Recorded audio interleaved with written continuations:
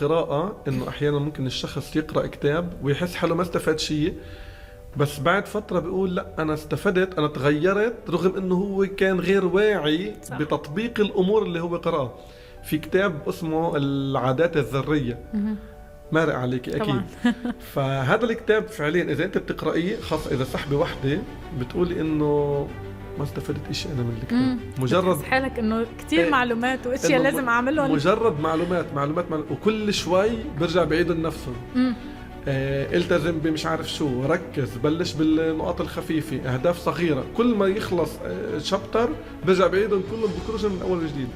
بعدين بعد فترة أنا لاحظت إنه لأنه كان يضل يكرجن هو علقوا براسي، فأنا صرت أعملهم بطريقة لا واعية. صح. فهذا يعني من أحلى الكتب، وأنا بنصح أي واحد يعني بده يبلش بمهارات. هو اسمه أنا كمان اسمه Atomic Habits. أيوة العادات الذرية. أول شيء لأنه هي ذرية ما بتنشاف، صح. يعني مش ممكن إحنا تاخد من وقتنا كتير. وذرية لأنه ممكن يكون في عندها يعني انشطار كبير وضخم على المستوى الشخصي، لأنه هي حتفجر مثل الذرة. صح.